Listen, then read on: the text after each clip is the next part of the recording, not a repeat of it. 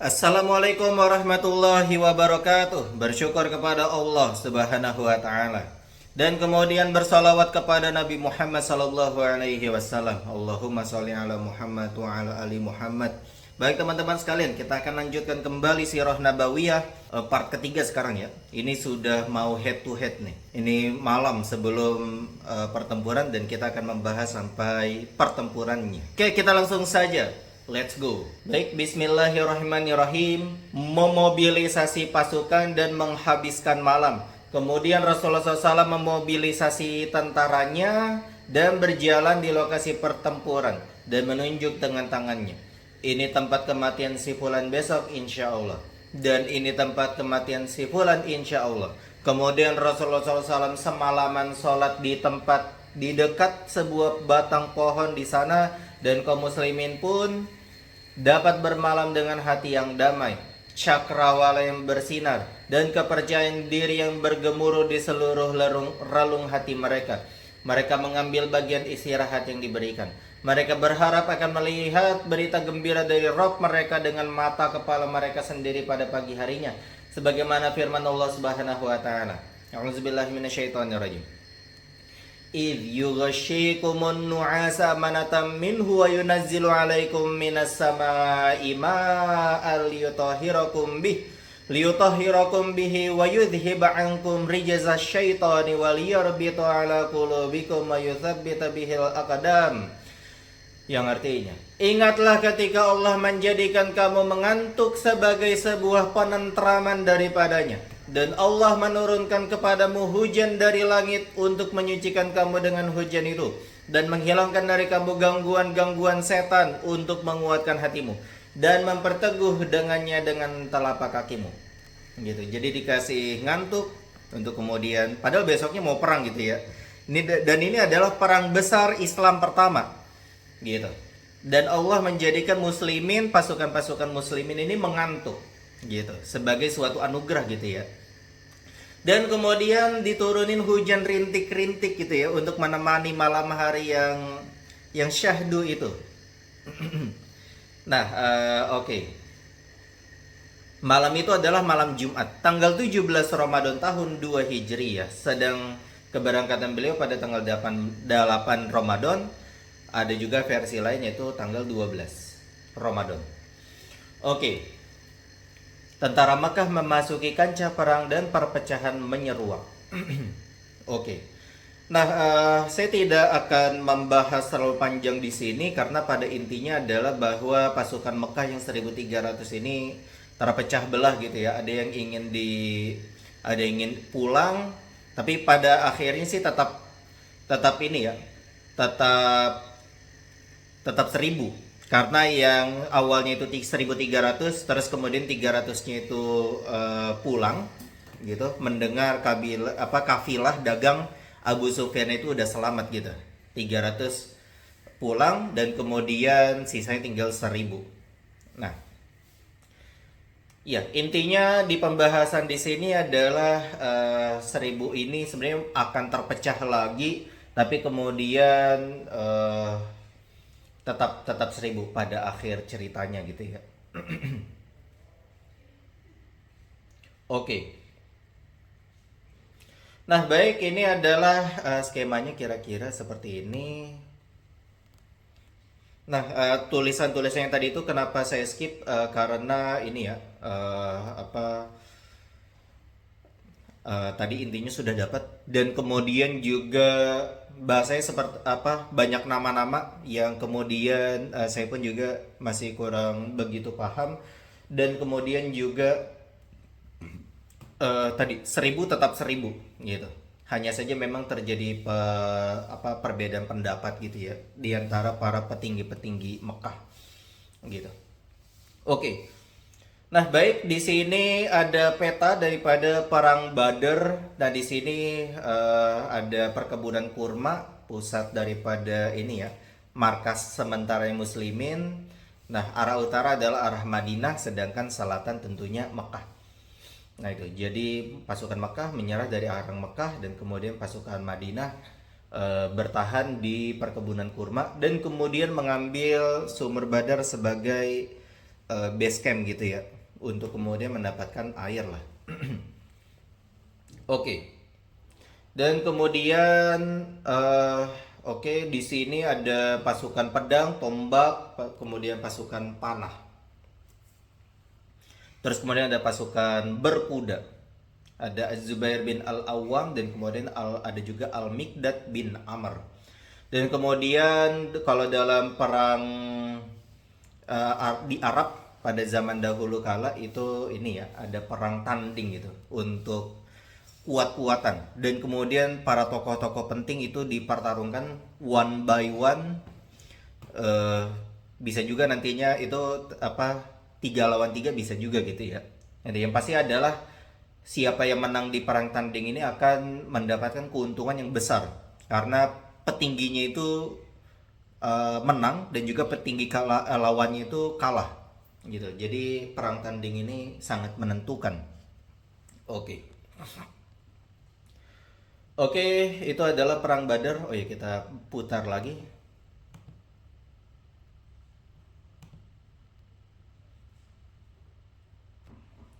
Nah, ini dia pada keesokan harinya. Kedua belah pihak saling berhadapan. Oke.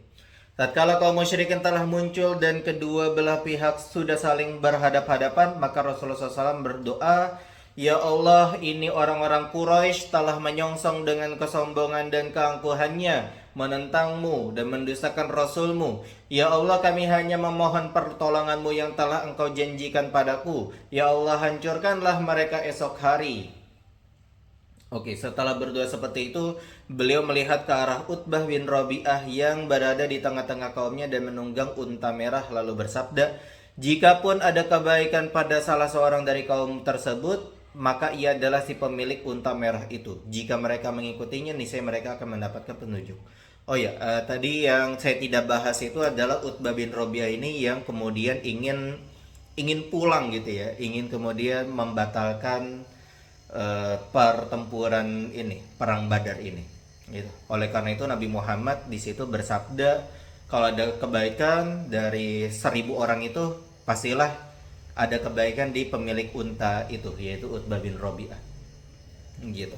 Kalau aja gitu ya, kalau aja mereka mengikutinya, ya semuanya pulang, nah mereka akan mendapatkan petunjuk. Oke. Walaupun nanti Utbah bin Rabi'ah ini bakal meninggal dunia gitu ya. Oke, kita lanjutkan. Selanjutnya Rasulullah SAW meluruskan barisan kaum muslimin, dan tatkala beliau sedang melakukan hal itu, tiba-tiba terjadi hal yang aneh. Beliau kebetulan membawa anak panah untuk meluruskan barisan. Gitu. Jadi meluruskan barisan pakai anak panah. Itu sakit sih pasti kalau kena gitu ya. Karena nggak pakai kepalan tangan gitu dilurusinnya. Pakainya anak panah. Oke, di saat itu Sawat bin Ghaziyah sedikit keluar dari barisan alias tidak lurus, sehingga beliau menusuk perutnya dengan anak panah tersebut seraya bersabda, "Luruskan wahai Sawat." Sawat menjawab, "Wahai Rasulullah, engkau telah menyakitiku, maka aku minta agar diberikan hak untuk mengkisosmu." Nah, ini jangan di-cut nih ya, harus diterusin bacanya gitu. Nah, maka Rasulullah SAW pun menyingkap perutnya seraya berkata, "Silahkan kamu membalas." Gitu. Melihat hal itu, Sawat langsung memeluk dan menciumi perut beliau hingga beliau berkata kepadanya, "Apa yang mendorongmu melakukan hal ini, wahai Sawat?" Gitu. Dipeluk dan dicium perut beliau. Nah, maka Sawat menjawab, "Wahai Rasulullah, kiranya perang sudah dekat sebagaimana yang kau lihat. Karenanya aku ingin agar akhir pertemuanku denganmu bersentuhan kulitku dengan kulitmu." Mendengar itu Rasulullah SAW mendoakan kebaikan untuknya. Gitu. Jadi jangan di-cut di tengah-tengah. Tatkala seluruh barisan sudah diluruskan, beliau mengeluarkan instruksi kepada tentaranya agar mereka tidak memulai peperangan hingga menerima perintah terakhir dari beliau. Kemudian beliau memberikan pengarahan khusus berkenaan dengan perang. Beliau berkata, bila mereka mendekat kepada kalian, barulah kalian memanah mereka dan melesatkan anak panah kalian terlebih dahulu. Jangan langsung pedang sama pedang gitu ya, pakai anak panah dulu. Gitu. Jangan menghunuskan pedang-pedang kalian kecuali benar-benar mereka menyelubungi kalian. Kalau udah dekat banget gitu ya. Oke. Kemudian beliau dan Abu Bakar secara khusus kembali ke podium komando, sementara Sa'ad bin Mu'adz mendapat tugas menjaga podium tersebut bersama pasukannya. Sedangkan kondisi kaum musyrikin pada hari itu, Abu Jahal mencari keputusan dari Allah seraya berkata, "Ya Allah, dialah," yaitu Rasulullah SAW, "yang telah memutus rahim kami dan membawa sesuatu yang tidak kami ketahui. Karena itu hancurkanlah dia esok hari. Ya Allah, siapa di antara kami berdua yang lebih engkau cintai dan diridhoi di sisimu, maka berikanlah kemenangan baginya hari ini." Gitu ya. Dia itu kenal Allah gitu ya, Abu Jahal. Karena memang itu adalah umatnya Nabi Ibrahim gitu ya. Gitu, dan juga Nabi Ismail. Gitu, maka ya kenal yang namanya Allah gitu ya. Hanya saja memang penduduk Mekah ini menyekutukan Allah dengan patung-patung. Gitu. Mengenai hal ini turunlah firman Allah, yaitu a'udzubillahi minasyaitonirrajim. "Ya tastaftihu faqad ja'akumul fath wa in ta'tahu fa huwa khairul lakum wa in ta'udu na'ud wa la tughni 'ankum fi'atukum syai'aw walau kasurat wa annallaha ma'al mu'minin." Jika kamu orang-orang musyrikin mencari keputusan, maka telah datang kepadamu. Dan jika kamu berhenti, maka itulah yang lebih baik bagimu. Dan jika kamu kembali, niscaya kami kembali pula.